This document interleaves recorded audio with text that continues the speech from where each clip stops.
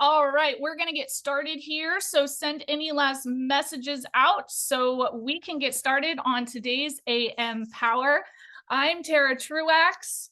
I am a triple diamond here at Vital Health. This has been an incredible run. We've actually built a triple diamond in 90 days. And truly that has to do with our incredible products, what we have here at Vital Health that we need to get into everybody's hands, and our absolutely incredible heart-centered service-based teams. So this morning, I actually have the honor of talking to you guys about public speaking. So I've gone back and forth of what I wanted to talk about today. I got muted. I'm unmuted now. All right. I'm good. All right. So I went back and forth on what I wanted to talk about today. And to be completely honest, today was the day I actually just didn't even want to talk. Today was the day I didn't want to do anything. We have this like crazy weird storms happening here. It's the end of year. My kids' schedules are super weird. I have this old kitty. My kitty's 19, by the way, and she's like clawing my leg. So if you see me like keep reaching down, she's keeps putting she wants to jump on my lap. She may make an appearance, but she's clawing my leg. So that's a distraction. But it's those days where you just feel like, you know what? I don't want to talk to anyone. Have you guys ever had those days? If you have, someone has their cat back in the room. If you have had those days, just drop a one in the chat. To be honest, I'm like, what am I going to get on here and talk to everyone about on a day that I just don't want to do it? And you guys, that's actually the thing. That's actually how we've built as big of an organization as we have in the last 90 days, is doing it when you don't want to do it. And for me, truly doing something I didn't want to do ever in my life, ever, period, was talk to people at all.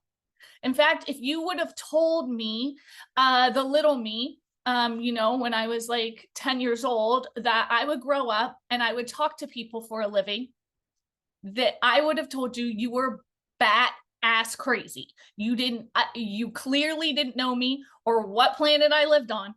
But in this one, there was a reason I was a dancer. So I'm gonna just read this little quote to you guys. So for those of you who don't know, I wrote about how to use your voice in public speaking in this book, Unstoppable Success, Secrets of Top Earners. And Heidi and Miles are also in this book. This is a phenomenal network marketing book.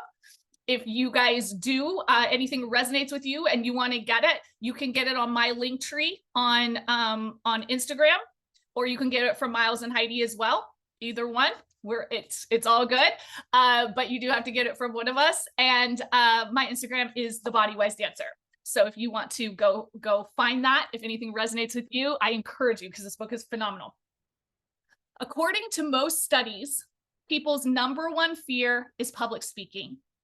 Number two is death. Death is number two. Does that even sound right? This means the average person, if you go to a funeral, you're better off in the casket than doing the eulogy. Jerry Seinfeld. You guys, drop in the chat if speaking, public speaking, if you see people going to these conventions and training on stage with thousands of people, you like, no way. Or you could say, I want to do that, but like my fear of speaking is just too big. Drop a 2 in the chat if speaking is a fear of yours. Wow. Yep. We're getting lots of 2s. Drop in the chat if maybe it's not like a debilitating fear, which I'll tell you about mine, because mine was debilitating. Absolutely debilitating. But when you talk, You always feel like you're going to say the wrong thing. And then after you do, you sit and process the things you said for a really long time and try to figure out, oh my gosh, what did I say wrong? And it never gets off your mind. So the next time when a situation appears, maybe you go quiet and don't speak up. Drop a 3 in the chat if that's you. You overanalyze everything you say. Maybe, oh wow, there's a lot of 3s. Maybe you're okay talking, but you overanalyze it so much that sometimes you choose to be quiet instead of speak up because you don't want to offend other people in the room. Or better yet, you think that people won't like you if you speak your truth. Drop a 5 in the chat if that's you. If you really said what was on your heart, that the people in your life that you love most might not love you back. You guys, there's a, well, we got a 2, 3 out of 5. Look at that. That's awesome. You guys, look at all of those 2, 3s, and 5s. That's a lot of humans. That's a lot of people that are just like you. And if according to studies, public speaking, you would rather be dead. People have a only second is to death. People would rather be in the casket than give a eulogy at the funeral. Then you have to know that there are other people that you are talking to daily, showing up with daily, within your team daily, that are dealing with that exact thing. That right there is a very high statistic. And since our business is built on talking to people, and you're too scared to talk to people, what does that mean? Here's the thing, you guys. I'm actually super, super, super not joking. When I was a little girl, I would cry if my mom made me call for pizza. Like cry, like uncontrollably shake. It is not a normal reaction, you guys, to call for pizza. Like I'm ordering pizza, like you can't really do it wrong. But it was so awful. And for me, actually speaking in front of a classroom or at school, like giving a presentation like that, like I would purposely not go to school. I would make myself so sick, I would throw up and not go to school. The anxiety I had so heavily on speaking, like it debilitated me. I would rather be on stage in front of thousands of people. And it was crazy because I remember I was a teenager and I was a dancer. I went on to be a professional dancer, but even as a teenager, I danced like a ton. And there was a group that I was part of in the San Francisco Bay Area that was called, so the adult version of it was called Nike Culture Shock. It was run by Nike. And then the teen version was called Future Shock.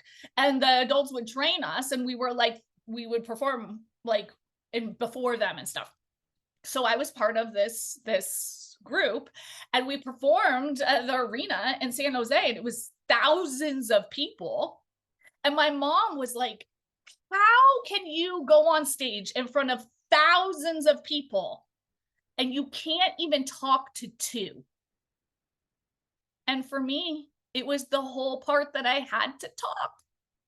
You guys, I was a dancer because I didn't have to. That was the whole point. I could communicate and emote with my body without having to say a word. So then this thing of network marketing like comes into my life and it involves talking to people. And like, the thing is, you guys, it's a skill. It's just like anything, it's a skill. If you want to make something a part of your life and be successful at it, you have to learn the skill. And for me, one of those skills was learning that the words that I had hidden in my heart had an impact on other people if I would allow them to come out. And so I practiced. You guys, I went from, you know, being in 6 figures of debt from my son's medical bills as a dancer And yes, I learned to talk in front of classes. I was a teacher. I did theater, but again, I did theater. This is actually a true story. I was a guest star on a TV show. Um, uh, it's not on anymore. It was on Lifetime. It was called Strong Medicine. And I was a guest star on the show, and I had lines, I had a role. And I remember, because I had to talk, the paralyzing fear and how much I had to practice, like practice to a point that, I mean, when you like, that it was so inherent that the words were going to come out whether I froze or not. I practiced that much. I meditated, I prayed, I breathed. I did everything I possibly could to not be distracted, just to film. And it was so crazy, because looking back, I'm like, oh my gosh, it's so simple. Like I look back at that person, and I wish I could take the skills I've built now back to the person I was in my 20s, because I truly would have had an even more successful career had I had the confidence in my own voice, not just in acting and performing, but in speaking up for myself. Because I was so scared to speak up for myself, things happened in my life that were not necessarily something I look back for, and I am proud of, because I did not stand in my truth and speak up for who I was and what I believed in. And so that is what I want to really talk about today, is go into, how do you do that? How did I get to a point where literally I was in debilitating fear of speaking, okay, to a point now where I speak to people every single day for a living. I have traveled all over the world doing keynote speeches. I have published multiple articles on public speaking and how to speak. I have become a breathwork facilitator, because breath has become that powerful in grounding me in my body and connecting into my voice. How? So if you guys do have some paper, and hope you guys are not driving right now, and I want you to really think about this, you guys. The first time I reverse back to like 6, 7, somebody keeps to want unmute, and you guys, my ADD is so bad. Can you please stay muted? Stop unmuting yourselves, please stop unmuting yourselves, because I squirrel like a crazy woman. That's one thing about public speaking, you guys. Just know who you are and be who you are and name it. I am a squirrel. I've been on stage and somebody did something and I literally spun around and like, I squirreled. I don't even know what I'm talking about. Let me recenter, because I'm a real person. And just like all 111, how come every time I look at a number, whenever I do these calls, it's 111, that cracks me up. You guys are all real people. All 111 of you are real people. There are things that happen in your day-to-day life that will distract you. There are things when you do a presentation that will distract you. There are things when you have an important presentation that will distract you. And guess what? Every single other person in that room is a human too. And if they don't put their pants on one leg at a time, just like you, and you don't acknowledge that, they're actually people you don't want to be business with in the first place. So keep that in mind. So back to my ADD, because that was a total tangent. You guys, reverse to about 6, 7, probably about 8 years ago.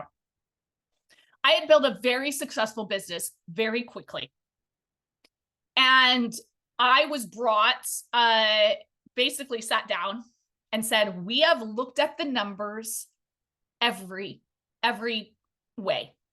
You're going to speak at convention, because their speakers were determined on production. So they said, you know, we don't know if it'll be at the leadership training, which is like 200 people, or if it'll be on the main stage, which would be a couple thousand. We haven't decided yet. But don't worry, we're going to help you. That meeting happened right after I was at an event in Salt Lake City, Utah. I'm supposed to like welcome everybody. It is like legit my team, my event. I'm supposed to welcome everybody, share my testimony, talk a little about the products, edify my mentor, who she was going to come out and speak.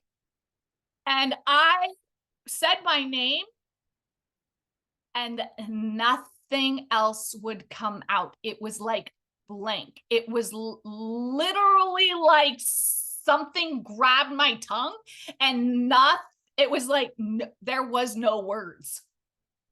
And I froze. I didn't even know my own testimony. I knew nothing. And I walked off and I handed her the microphone and I walked away. And just right after that, I got sat down and said, okay, this was in August, the beginning of August, mid-September or end of September. By the way, you're going to have to do a keynote. This was not good, you guys. Okay, this was not good. I was like, God, what do I do? And I wasn't going to do it again. I had that moment. I failed. But something that happened that every single one of you on this call has happened to in your life is that you didn't die. And you know how you didn't die? You didn't die because you're on this call. So the first thing I want you to do is I want you to reflect on, hang on, let me look here on my notes here. I want you to think, the first thing I want you to think of is an experience you've done in your life that you've worked really hard on. Something that you've had massive success in. Okay, this does not have to do anything with network marketing, just in your life as a human. I want you to write down one thing that you've had massive success in your life. And massive success is all subjective. So that is something that is successful to you, not what your mom said or a friend said, but something that you truly had accomplished. For me, this was my years as a professional dancer, you guys. I not only have my bachelor's of fine arts in dance, I've also, which I studied for 4 years to get, I've also had 16 years of training prior to college, and then my extensive professional career after college that built my perspective, it built my character, it built real life skills, which included dedication, determination, discipline, preparation, practice. Any one of you who have had success at anything have learned real life skills that have taught you these qualities. I want you to write that down and the skills that you learned from that success. Now I want you to write down a time that you have stepped out of your comfort zone. And was it good? What did it feel like? Was it bad? What happened? And did you die? Just like I shared about the time where I walked off stage with the mic and passed it off and was like, it was bad. I felt awful. I felt awful after. I like processed it in my head. You guys, I don't even know how many years ago this was, but I still remember when I think about that time, I viscerally remember the feeling. As soon as you guys think about this right now of a time that you went outside your comfort zone and maybe it wasn't so good, you probably will have that feeling too. And maybe you had huge success too, but you could have had tons of anxiety, tons of self-doubt, tons of pressure, and you had success. I did not. Okay, it was not good. But I will tell you guys this. It's proof you can do hard things, and it's proof you can grow. Use the experiences you've already had in your life where you've had success and apply it right now to what you're building in Vital Health.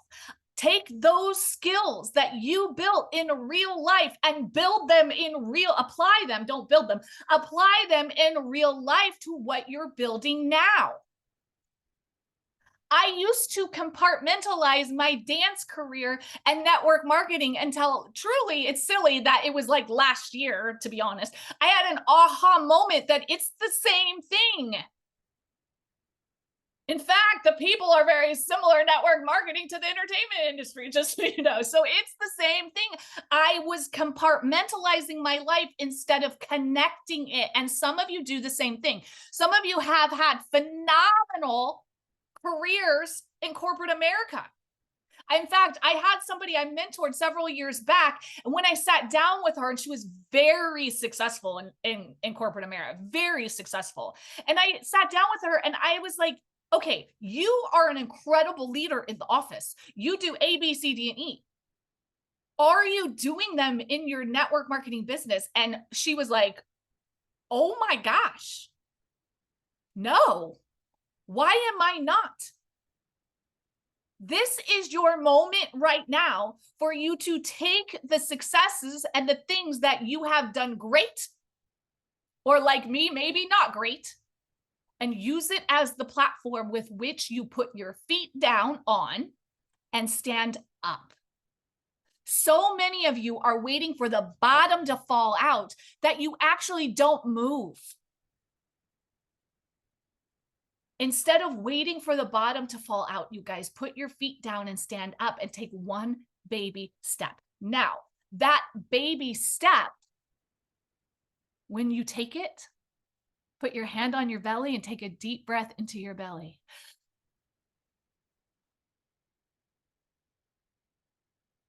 One thing about speaking and about your voice is you must have the air behind it to support it.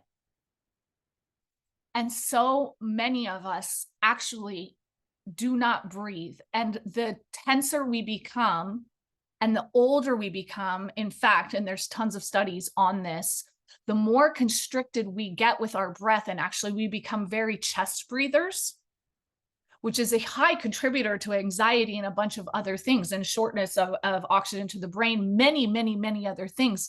But we actually become accustomed to this. If you want to be a good public speaker, the key has nothing to do with what you say, or in fact, who you say it to. It has to do with you being present in the room or on the call or in the place that you're speaking. Because when you're present, you will not worry about being perfect. In fact, it's presence over perfection. Because you cannot, it is absolutely not possible to say the wrong thing to the right person when you are present in the current energy. And if that current energy is coming from a place of love, because they will read the frequency over the words. How do you do that? You breathe. Put your hand on your belly again. Take a deep breath in to your belly. Now breathe into your chest. Then exhale. Do it again. Breathe into your belly, into your chest again. Exhale. You might even feel your body tingle a little bit. You're present. You're here now. You're now out here in your thoughts in your head. Your brain doesn't breathe. It doesn't. Your body does. And this is where we communicate and we speak from. Remember how I said that that person sat me down and said they were going to help me and don't worry, they'll get me ready. They didn't help. There was no preparation. Thank God my husband was so good at creating slides and making all of that, because I did not even know how to use PowerPoint at the time. And this was pre-Canva. So he helped me create my whole slide deck. And right before I went on stage, this person said, see that line right there on the middle of the stage? I'm telling you this because this was one of the best pieces of advice anyone in my entire actual career has ever given to me, because it's very wise. They said, that line, don't go behind it. And when you lean forward, breathe in. And when you lean back, breathe out. The reason that was the best piece of advice I truly was ever given was it got me out of my head for all the things I needed to say. And it dropped me into my body so I was present and calm on stage. Now that line they were talking about was important because when you go behind that line, it's markers on stage. And I knew this as a dancer, you actually lose the audience. You lose the energy that you project out, but also how the lighting hits you and so many other things. You lose your presence on stage. So I knew if I stayed in front of that, but when I leaned forward, I breathed in. When I stepped back, I breathed out. Then I would pause. I wasn't running all the words that I had practiced so hard because I wasn't going to fail that day.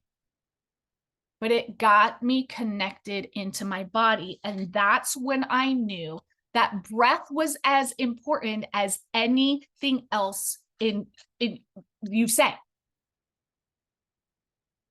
Where you pause and breathing into your stomach, to your chest, and out. Now, there's a reason I do that mouth breathing. There's a reason. There are many kinds of breathing. And you guys, I'm a breathwork facilitator. I teach all kinds of breathing. That one particularly gets you very present. And remember what I said. Practice being present and grounded. And what you say does not have to be perfect, but it will connect to the people you're speaking to. And that is what is most important. You can do this before you do a Facebook Live. You could do this before you do a TikTok. You could do this before you do a Zoom. You could do this before you do a presentation with people. This doesn't have to be on a stage with tons and tons of people, but when you breathe into your stomach, into your chest, hold it, exhale, you will fully drop in.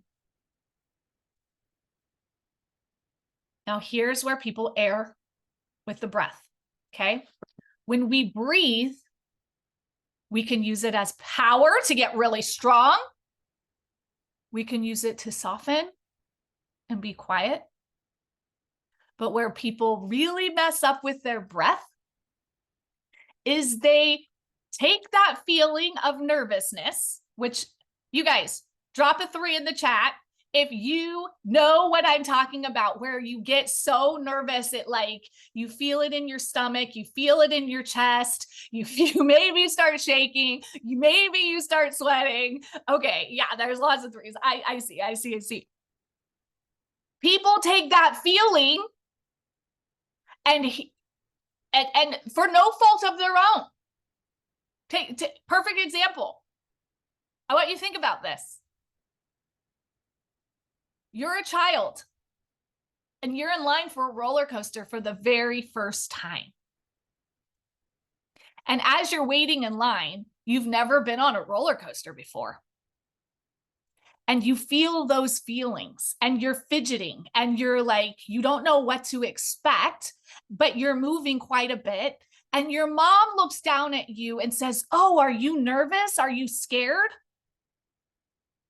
Do you know that instantly there, your subconscious takes that feeling and says, "Oh, I'm supposed to be scared." That's what that means. And it ties it to it. It truly, you guys, programs within our subconscious. At a young age, it doesn't have to be a roller coaster, but at some point you had that feeling and someone identified it to you as that's what you should be, that's being scared. And you have misplaced it from excitement. Excitement and excited energy and anxious energy are the same thing. They actually are. So we want to use that energy to create excitement on stage. But what happens is people calm their nervous system so much before they speak and present, and they breathe too much and they get too calm. But then you go on stage and you're talking like this and you're so calm and no one can connect and you don't have any tone in your voice, and it could err on the opposite.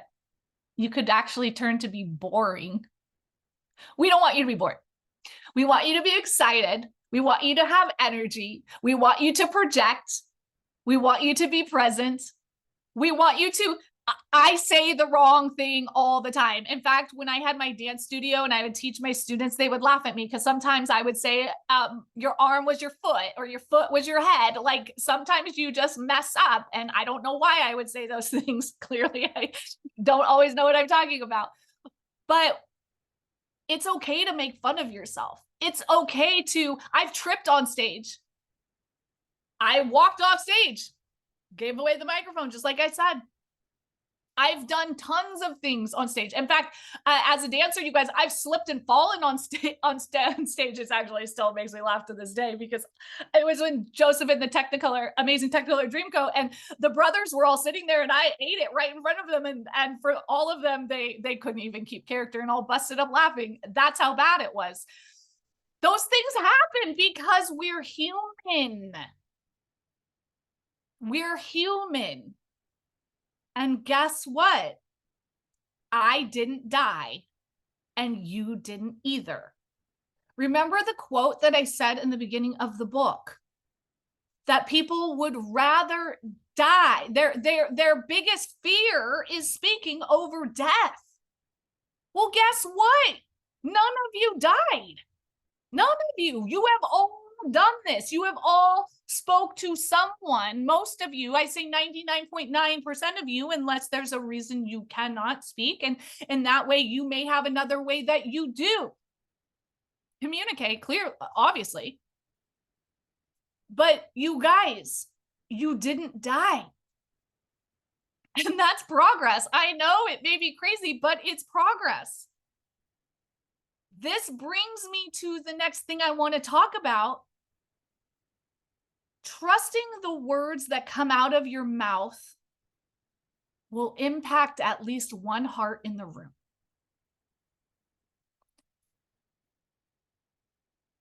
You do not have to speak to everyone. And in fact, you're not supposed to. I want you to think about this. Think about somebody that you're like, oh, I really would not want to go to dinner with them. Or like, gosh, yeah, I don't want to go to vacation. I would not want to go on vacation with that person. Or yeah, their social media is not my jam. Like I don't even want to see it. In fact, I muted it because I didn't want to see it. You all do, right?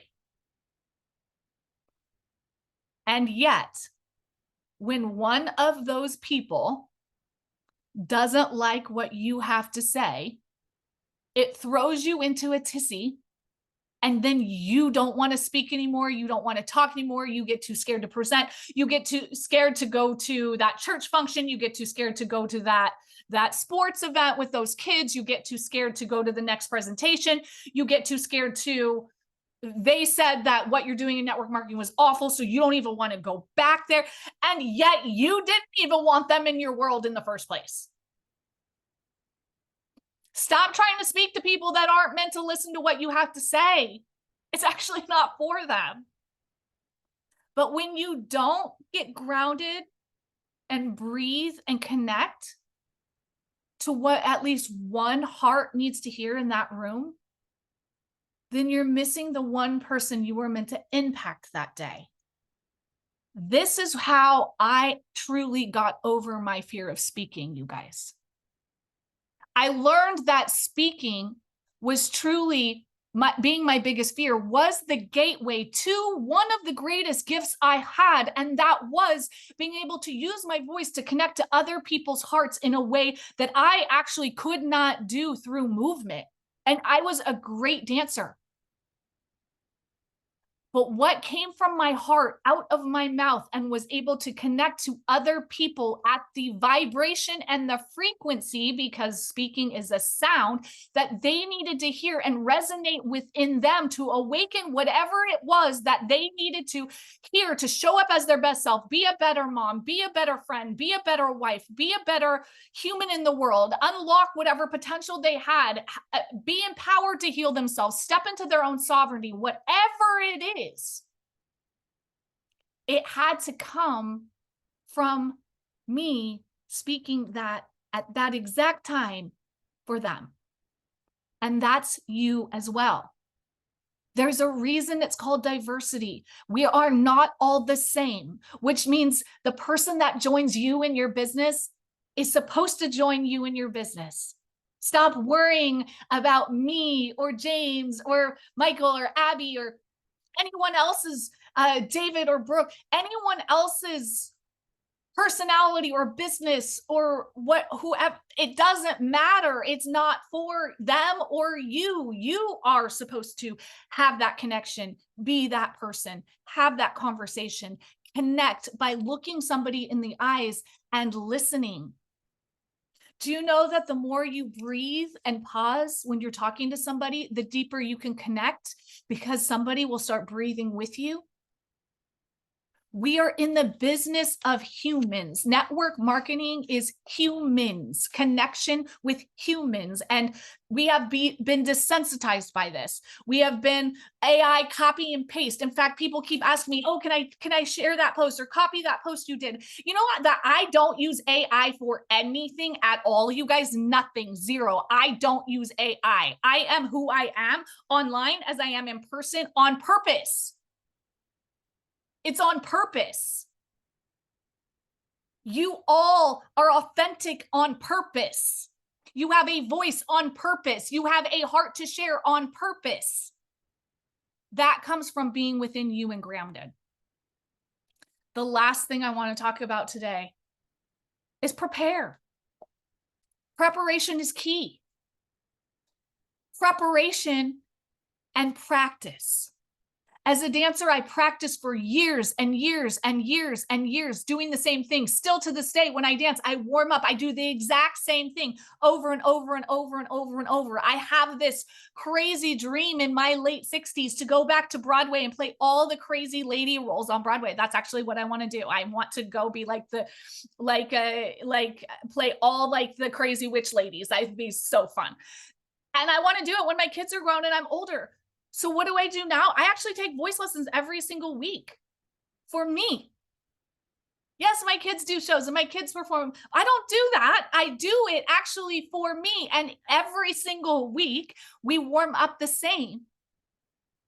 I train my voice the same as I trained my body the same. That is practice. The more you practice, when something happens, when costume malfunctions, light malfunctions, one of my last keynotes, the slides were all weird and sound, and the microphone was playing something in the back, and it keeps you back on course when you practice and also when you're present.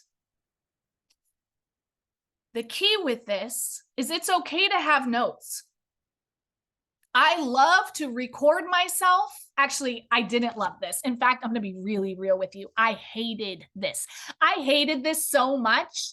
And I realized my hate about it was I didn't like the sound of my own voice. I was judging my own voice. So if you're speaking and you're judging the words coming out as you're speaking, do you think you're being present when your mind is literally judging the sound that's coming out? No, you're being judgmental to that what is happening now, and you're not connected here in your body. Remember what I said when you breathe here, guess what? You're breathing into your heart. So I started to record myself. I would take that very first keynote I did, and I went on stage in front of 2,500 people and absolutely crushed it. I blacked out on stage, you guys. I cannot tell you. Actually, most people know this now when I speak. I don't know what I say on stage. I don't. I am that present. I am that in the moment. Actually, even what I'm talking about today, aside from the notes that I have from the book, I don't know. I'll go back and be like, oh, I said that. I am present in the moment. That is super important and key, but that again doesn't happen in your mind. It happens in your body. Now, if you don't want to go on a tangent, like I end up squirreling, I know I need some key markers. I need some key notes. And so I will create little points, right? This, make sure you talk about this, and then this point, and then this story. And I map those out so that when I am in the moment, if I do squirrel, I can be like, oh, where was I? Okay, boom, I'm right there. Okay, I can come back and talk about that story. But if you take what you're saying and you write it out word for word, and then you get up and you read it like this, that's not public speaking. That's public reading. And most likely, you're actually not even reading with any type of breath or animated. It actually ends up falling flat and you end up reading like this, and your energy goes into a book or a piece of paper or a card. Instead of being present in the room and reacting and interacting with the people you're speaking to. That was like in the beginning when somebody kept unmuting and it's kept squirreling me. I'm not going to ignore the thing that is causing the thing. I'm just going to call out the thing. I have been on stage where something happens and I'll be like, wow, what is going on right there in the front? Yes, it might not be what is happening like according to like my whole script, but it brings me as the real person into a room with real people. And who is your business with, my friends? Real people. My Instagram is at the Bodywise Dancer. You guys, someone asked in the chat. So practice, listen to yourself back, make key markers. And to be honest, you guys, a lot of it is so you don't ramble. If you ramble, you lose your power. Sometimes saying less is more powerful than telling way too much. I noticed listening back to something I did a while back, and I kept saying the word, I've cut it out now. I cut the word out of my vocabulary altogether because I was that annoyed by myself with the word. Now I can't even remember what the word was. That's how good I cut it out, I guess. Can't remember what the word was. But there was a word I kept saying, and I said it so many times that I'm like, that's annoying. And I didn't know I was saying it until I listened to it back. Now, maybe other people didn't find it annoying, but I did when I listened to myself. And I don't want to annoy myself. So I made intentionally to remove that word from my vocabulary. And clearly I have, because I cannot remember it to say my But somebody else put Somebody says, okay, those filler words, we don't need them. When you're present and you breathe, you don't have to fill the space with words. You can fill the space by simply breathing and being connected to the person sitting across from you. And that could be in silence. You guys, my goal right now is that every single one of you, if public speaking is your biggest fear, to go make a reel, to go live in your stories, to make a video, practice recording, and just start. This is about doing and not about perfection, because perfection is the lowest standard you could absolutely ever have for yourself, and you will never achieve it. If I wasn't forced on stage, you guys, like I was, I probably would have never, ever, ever come to the realization that my greatest gift was living in the fear of what was stopping me from that next level. And if that fear is stopping you, know your next level is there. And know for an absolute fact,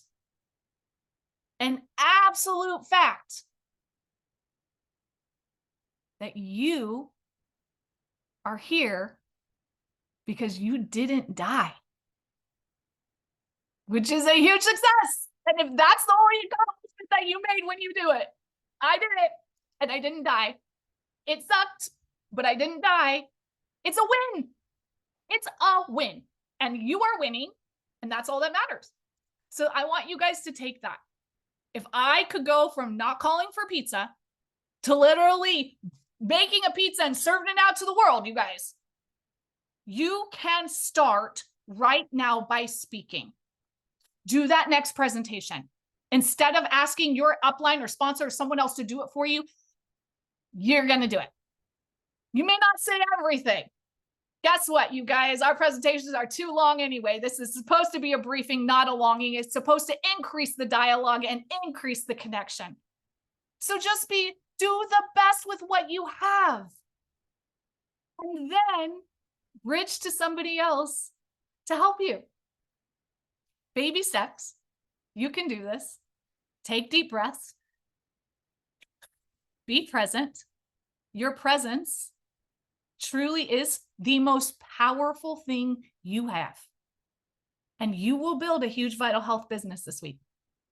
You guys, thank you. Thank you. Thank you for an awesome day. I hope you all are inspired to go out there and use your voices in the world and use your voice as a positive impact to spread vital health to everybody you possibly can. Again, this book is both Miles and Heidi have access to it. They also are in this book, you guys, as well as, and they talk about building in together in network marketing and the marriage together. And then mine is on public speaking. You guys can find that both on if you reach out to them. I think theirs is on their Instagram as well. And you guys have an awesome week. All right. Bye, you guys.